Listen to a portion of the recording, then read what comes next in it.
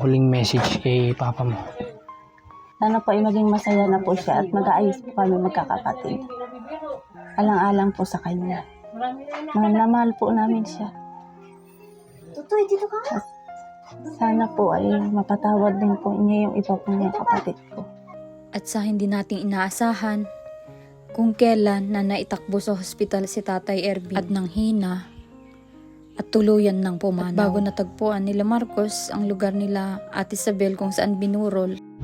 Kuya, saan kayo papunta Santa Barbara? Tapos wala namang oras yung babiyahin namin papunta doon. Ay, wala? Minuto lang. Okay. Pasok yung motor doon. Oo, sementado yun. Sementado na, okay. Maganda. So dito tayo sa kaliwa. Tara, puro ahon nga lang daw talaga, bundok. Pero okay lang. Wala tayong choice. Tara. Okay po. Sige po. Okay. So para pala tayo nitong aakyat po ng bagyo. Bundok daw.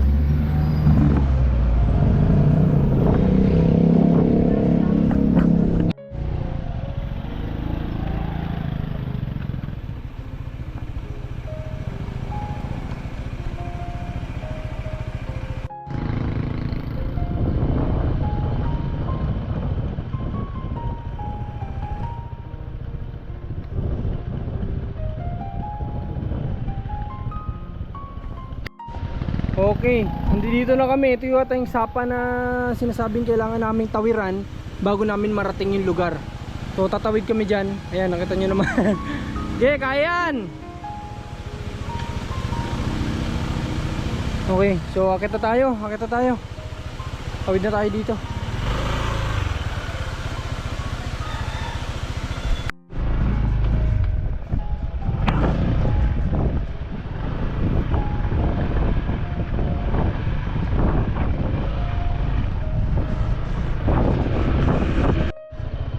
Ano sabi? Dito daw sa kabila. May mga bahay daw dito.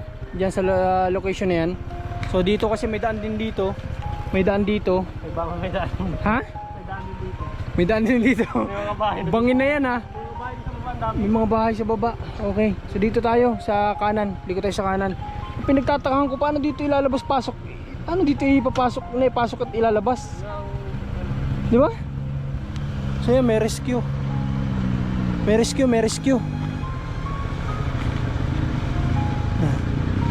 Ayan, may rescue na oh. Okay. Tara, sundan natin yun. Yung rescue. Sige. Tapos tayo.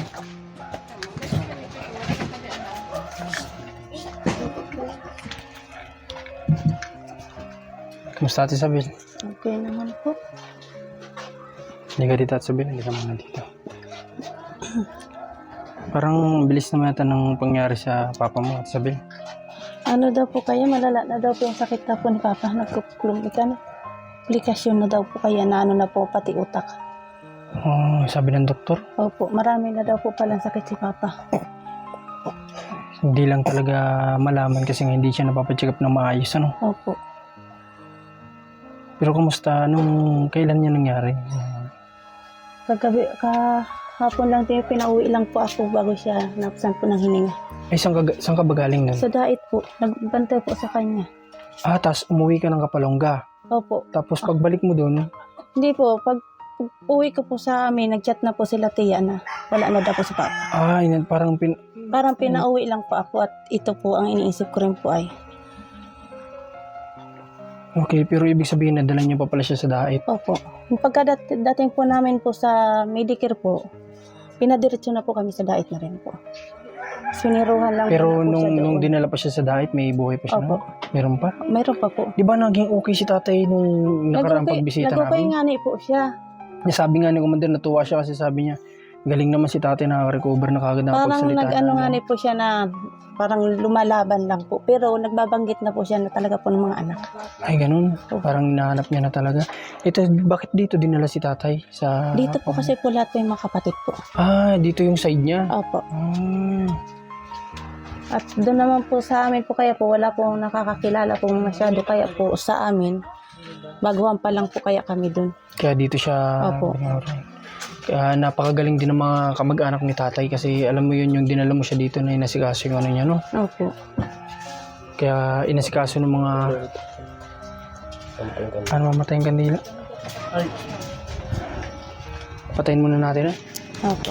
kasi namamatay yung kandila. Okay.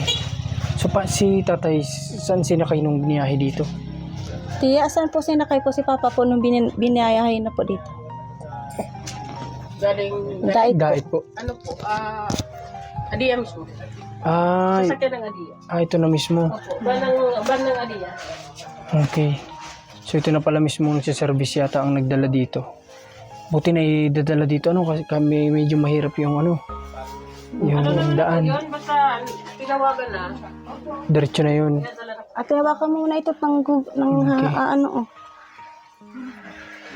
Paano yung mga kapatid mo, Ate Isabel? Ito po yung pangatlo ko pong kapatid. Pangatlo? Opo. Saan siya galing? Ulipanan po. Siya yung nakatira sa Ulipanan. Opo. Mm. Yung iba po ay papunta pa lang din po dito. Yung nasa Alabang po ay nagbibiyahe naman na po. Nagbabiyahe na. Yung nasa Laguna po, hindi ko pa alam kung kailan po ang biyahe niya. Okay. So ito nga sabi ko nung nakaraan na maganda sana na bisita mo lang nila yung papa nila before maganto kasi makikita mo yung tatay mo sa susunod na pagkita mo sa kanya nasa ganito na, di ba? Yun yung mahirap, yung masakit. So hindi ko naman pwede pakita sa inyo si tatay Ervin. Malayuan na lang siguro mga papakita ko yung kung saan yung siya nakahiga sa ngayon. Okay, Ate Isabel, po ka dito. Halika. Okay, dito na lang ako. Okay lang po, Nay. Okay lang po ako dito. Okay. Si nanay kapatid ni tatay? Kapatid po yan. Sino bang panganay? Si tatay Ervin o siya? Si Papa po. Si tatay Ervin ang mas panganay. Okay. So dati, nung before umuwi dun si tatay Ervin sa Kapalonga, dito siya nanggaling? Nung pag-ano sa... Nung before siya mapunta sa Kapalonga, dito siya tumira? Sa lugar na ito? Nandito po siya. Dito po talaga po siya nakatira. Oo nga, ibig sabihin ko dito muna bago napuntang Kapalonga. Opo. Okay. Grabe, ang bilis ang pangyayari, Ate Isabel, ano? Plano-plano, pinag-iisipan pa naman namin kung ano pang pwedeng maitulong sa gagawing bahay niya sana. Okay. Pero lang tayo magawa, ano? Kung hanggang dyan na lang po talaga po siya, wala na rin po tayo pong magagawa po. Kumusta nung nasa diet kayo? Anong nangyari? Anong naging sitwasyon niya nung nasa diet kayo? Ay nung pong sinabihan po na tutubuhan daw po si Papa, ay wag na daw po kami po mag-ano at ihanda na lang daw po ang aming sarili. At siyempre po, pag tinubuhan po, kailangan po di bomba lang po ng bomba yun. Ay kung hindi rin po kayanin po niya, ganyan din po mangyari rin po sa kanya.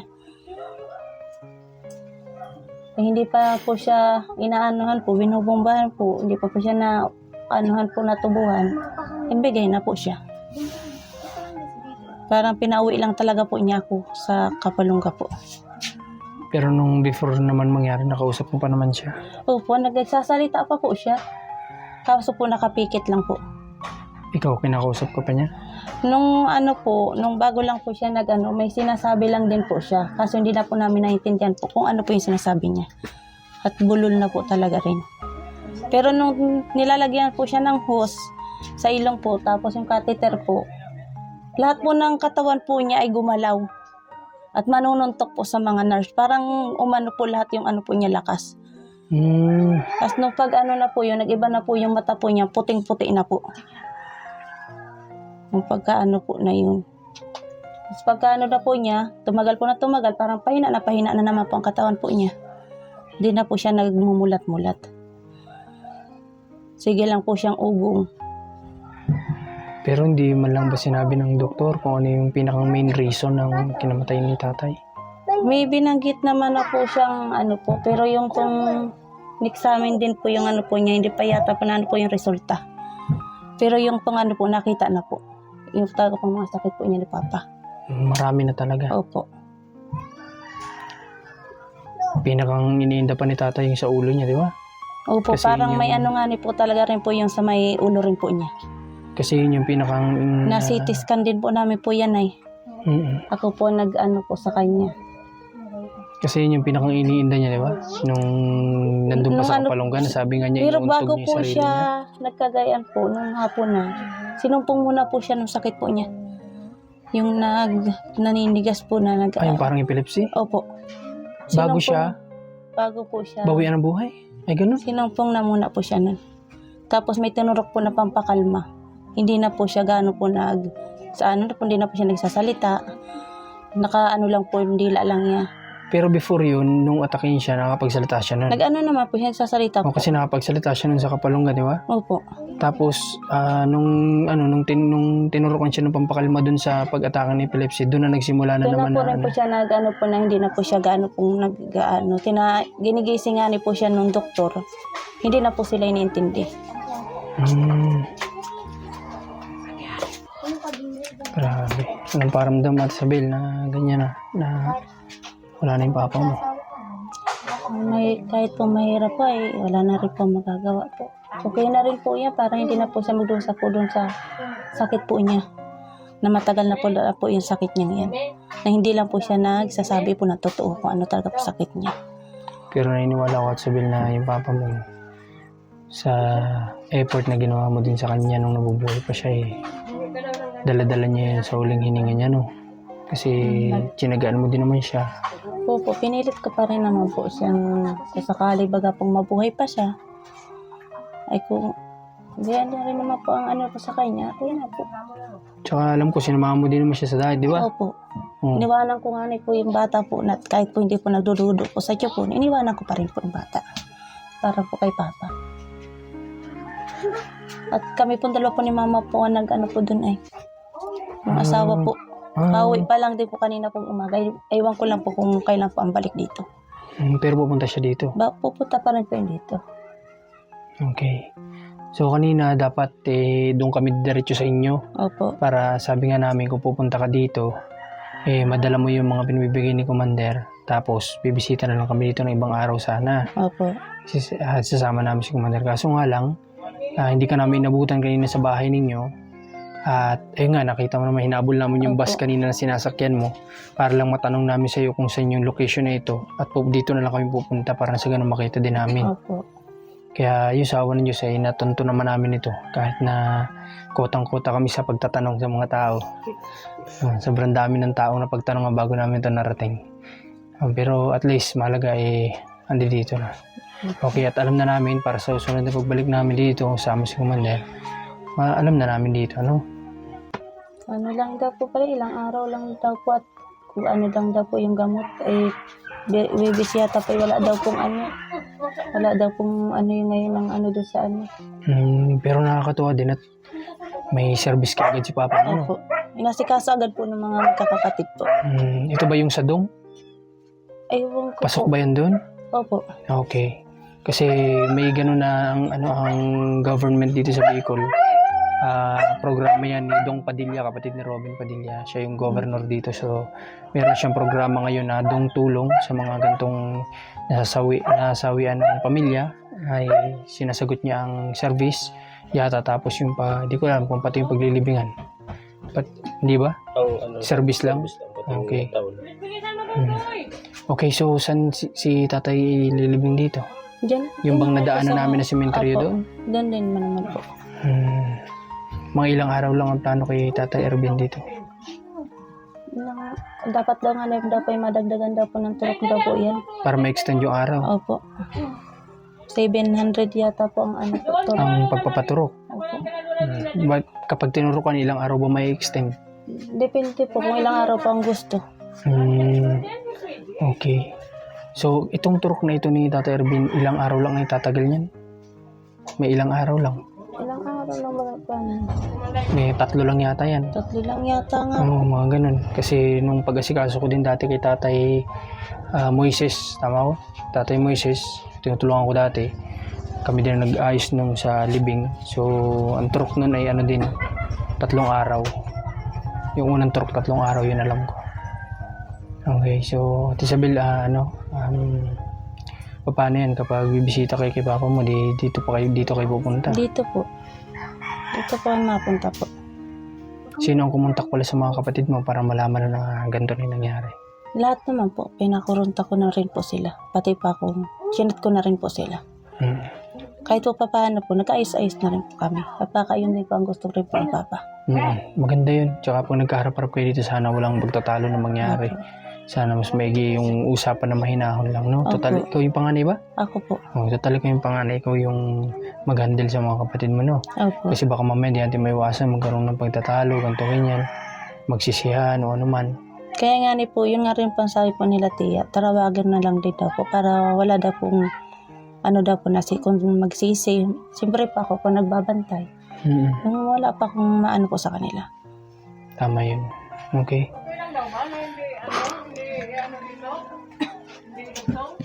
Grabe. So, ano lang din pala, simple lang din ang buhay dito ng mga kapatid ni Tatay Ervin. At hindi ko alam kung ano yung pangunahing panghanap buhay ng mga tao dito. Pero base sa nakita ko napapalibutan din sila ng dagat, karagatan. So marahil baka pangingisda din. Okay. So ito yung unang gabi niya? Unang gabi ito? Opo. O kaya pala nag-aayos pa lang ano? Opo. Ito yung unang gabi. Okay, Renz, pasok mo yung mga dala mong pangdagdag nila sa papakain sa mga makikilamay. Pang ilan si ate sa magkakapatid? 3 po.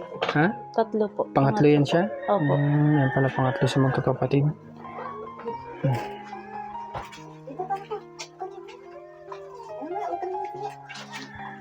Pasok mo, Renz. Dito na lang, dito yung kusina.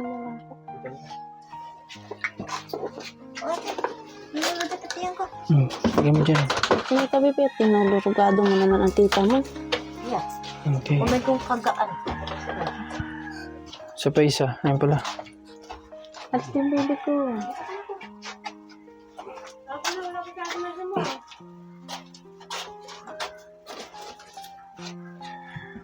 Ito ka, isa sasa. Anong pangalan ni ate? Queenie po. Si Queenie. Pwede ba kita makakakwentuhan? Halika. Dali. Saglit lang. Mahihain po yan ay. Ha? Mahihain po. Mahihain si ate Queenie. Okay. Sino ba yung kausap niyo dito para sa nag-aasikaso si nanay yung kapatid niya na Sila po. Sila tiya po. Okay. So paano yung mister mo? Naiwan naman siya dun. Pag daw po pag huling lamay na daw po mapunta daw po siya dito para daw makita rin si Papa. Susunod siya dito. Opo. Tapos babalik rin daw po rin siya ng hapon at yung mga baboy naman baga po ipapakainin. Okay. Hindi pwede magtagal Opo. Kayo ba may mga dalang gamit? Meron man din po. Kanina dapat naisip nga namin sana kung di kami puno sa motor, pababain na lang kita dun sa bus at sasakay na lang sana namin kayo. Kaso nga lang naisip ko din may maliit kang dala pala. Tapos Opo. baka may mga gamit kayo tsaka pangatlo pa punong-puno talaga yung motor namin. Opo. Okay. Ano Ate Isabel, gusto mong huling message kay Papa mo? Kahit na malay natin, kahit na hindi natin kasi sigurado kung maririnig pa niya o ano pa. Pero ano ba yung huling mensahe mo sa kanya? Sana po ay maging okay na po siya kung saan po siya naroroon. Sana po ay maging masaya na po siya at mag-aayos po kami magkakapatid. Alang-alang po sa kanya. Mahal na mahal po namin siya. Tutoy, dito ka. Sana po ay mapatawad din po niya yung iba po niyang kapatid ko. Kahit po baga po mahirap. Ano? Alam ko Ate Isabel, sa'yo mas napamahal si Papa mo na sobra. Kasi ikaw talaga yung nagsakripisyo din nung nabubuhay pa siya na may sakit na siya, na may karamdaman na siya. Opo. Kaya alam ko ikaw yung isa din Pero sa kahit na po mahirapan. na sila Jennifer po ang lagi po niya nababanggit. At yun naman kasi po yung lagi po niyang hindi po gaano nakikita. Ako po lagi po niya nakikita eh. Pero iba ang binabanggit niya sa kapatid mo. Opo. Iba po yung mga iba ko pong kapatid po lagi po niya binabanggit. Pero hindi naman nagtampo ikaw doon. Hindi naman po. Kasi kahit po papaano, nakikita ko rin po siya. At nakikita rin po niya ako araw-araw. Tama yun.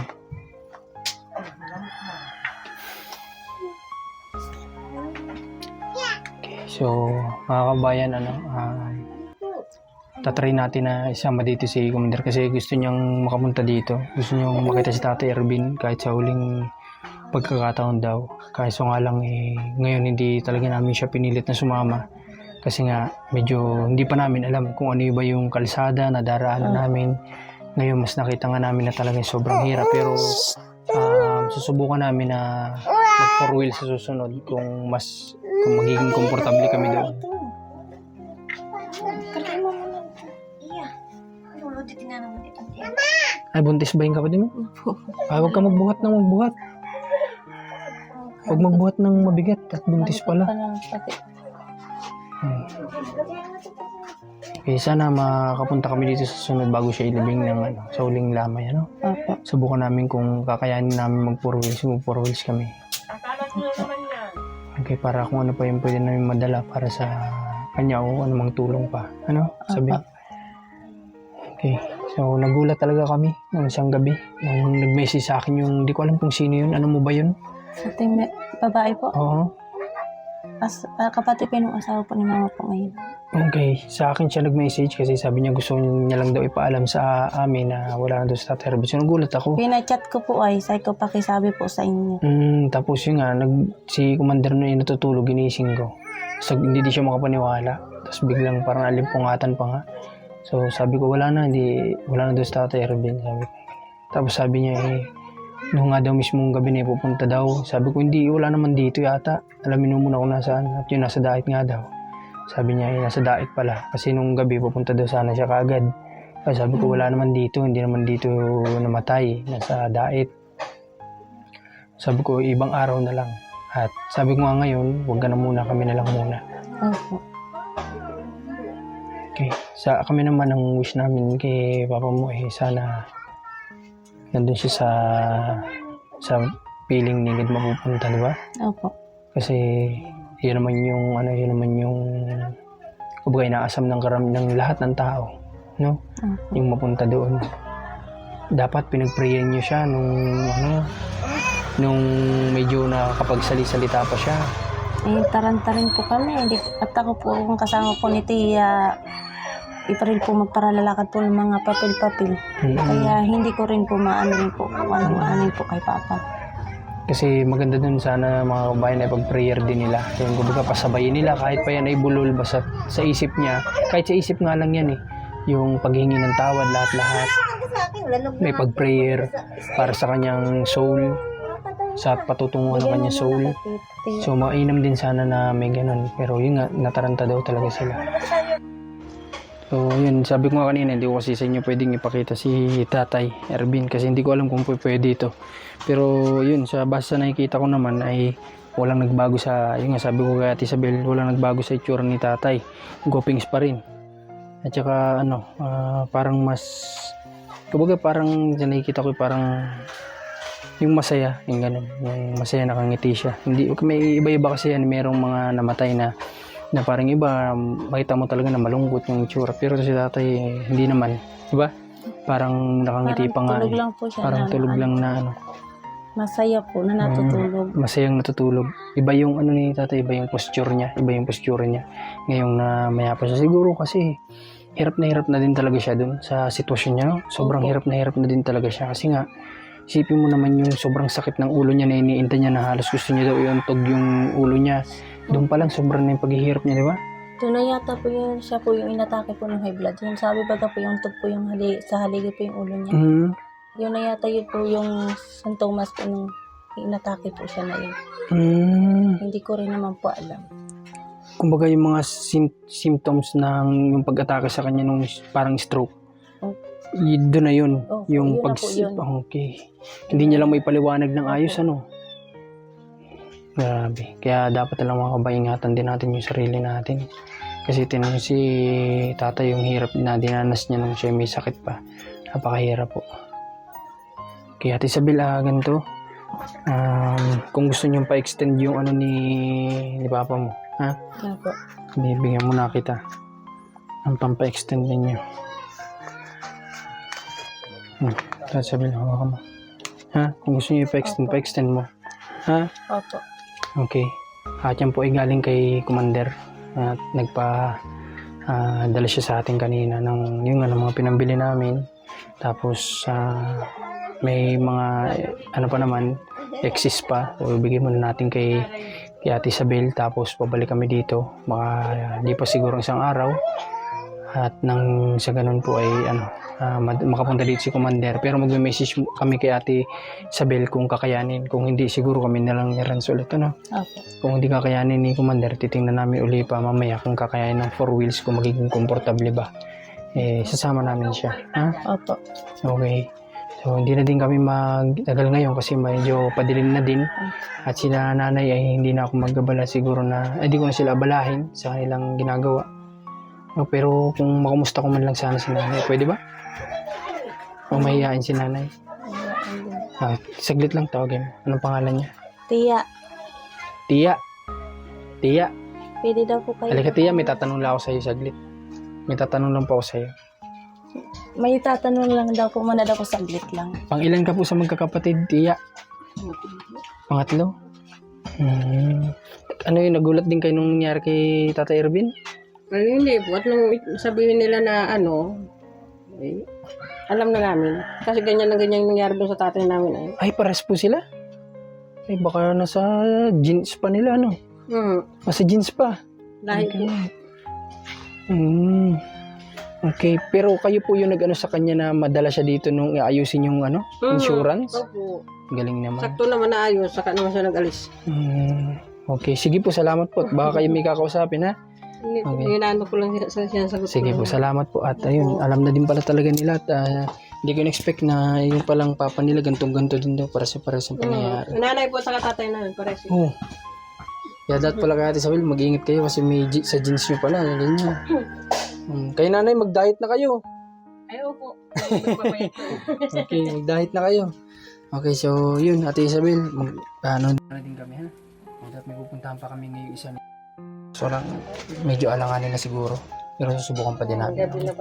Maraming salamat po sa lahat ng manonood ni Commander ni Marcos dito sa kanyang channel. At ayun, pag-pray natin yung soul ni Tatay Ervin. Sa lahat ng nanonood sa kanya, salamat po sa inyo.